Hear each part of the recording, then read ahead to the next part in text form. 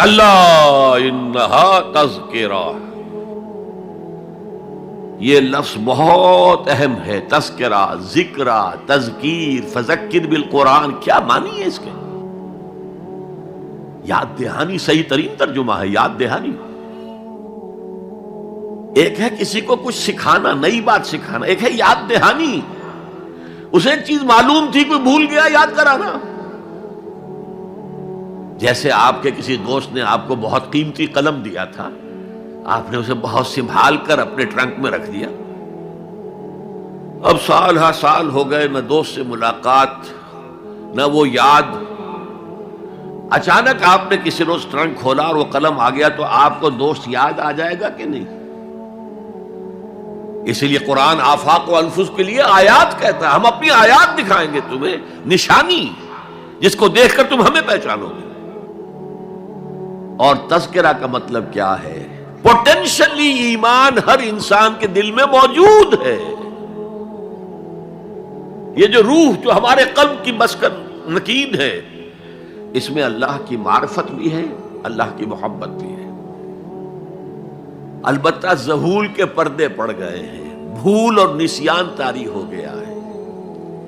ہم دنیا ہی کے اندر گم ہو کر رہ گئے ہیں، ہماری ساری دلچسپیاں دنیا سے ہیں، لہذا ہماری توجہ ہی نہیں ہے، ورنہ ہر انسان کے دل میں یہ جو یہاں ہندوستان میں کہتے ہیں آتما اور پرماتما،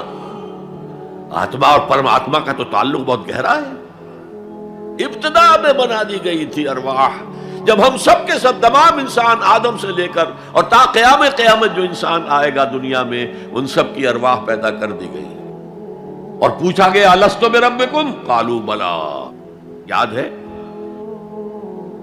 لہذا یہ تذکرہ ہے، یہ یاد دہانی ہے، تمہارے اندر موجود ہے، اللہ کی معرفت بھی موجود ہے، اللہ کی محبت بھی موجود ہے، لیکن کلا بل ران علی قلوبہم ما کانوا یعملون، ان کے دلوں پر زنگ آ گیا ہے اب ان کے اعمال کی وجہ سے، شیشہ جو ہے وہ زنگ آلود ہو گیا۔ حضور نے فرمایا ان هذه القلوب لتصدع كما يصدع الحديد اذا اصابه الماء، ان دلوں پر بھی زنگ آ جاتا ہے جیسے کہ لوہے کے اوپر پانی پڑتا رہے تو اس کو زنگ آ جاتا ہے۔ پوچھا گیا فما جلاؤها یا رسول اللہ، اے اللہ کے رسول ہماری تلواروں کو زنگ لگتا، ہم پالش کرتے ہیں، سیکل کرتے ہیں، وہ پھر چمک اٹھتی، تو دل پر اگر زنگ آ جائے تو اس کا علاج کیا ہے؟ دو چیزیں فرمائی، کثرت و ذکر الموت و تلاوت القرآن، دو کام کرو کثرت سے، موت کو یاد رکھو، یہاں رہنا نہیں ہے، جانا ہے، یہ ہمارا گھر نہیں ہے، یہ ہماری منزل نہیں ہے، ہمارا اصل گھر جو حضور نے فرمایا انما الدنیا خلقت لکم وانتم خلقتم للآخرہ، یہ دنیا تمہارے لیے بنائی گئی، تم آخرت کے لیے بنائے گئے ہو، اسی لیے حضور نے فرمایا کن فی الدنیا کانک غریب وعابر السبیل، دنیا میں ایسے رہو جیسے راہ چلتے مسافر ہو یا اجنبی ہو۔ اپنے بارے میں فرمایا مالی ولی دنیا، مجھے تمہاری دنیا سے کیا سروکار، انما مثلی کراکب استظل تحت شجرۃ ثم راح فترکها، میری مثال اس مسافر کی سی ہے جو ذرا سستانے کے لیے کسی درخت کے سائے میں بیٹھتا ہے تھوڑی دیر، وہ اس کا گھر تو نہیں ہے، اس کی منزل نہیں ہے، پھر وہ اس کو چھوڑتا ہے، اپنا راستہ لیتا ہے۔ یہ اگر ہمارا تصور قائم ہو جائے،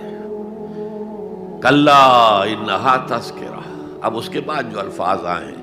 فی صحف مکرمۃ مرفوعۃ مطہرۃ بایدی سفرۃ کرام بررہ، یہ جو قرآن ہے، جو تذکرہ ہے، یہ بڑے ہی انتہائی پاکیزہ صحیفوں میں ہے، فی صحف مکرمۃ، بڑے باعزت، مرفوعۃ مطہرۃ، مرفوع بلند اور انتہائی پاک، بے ایدی سفرۃ، یہ کن کے ہاتھوں میں ہے؟ لکھنے والے وہ فرشتے، بے ایدی سفرۃ کرام بررہ، جو نہایت باعزت ہے، بہت وفادار ہیں اللہ کے۔ یعنی اصل قرآن کہاں ہے؟ لوح محفوظ میں ہے، اصل قرآن کہاں ہے؟ ابھی اگلی جو پڑھیں گے ہم، کتاب مکنون، چھپی ہوئی کتاب کے اندر ہے.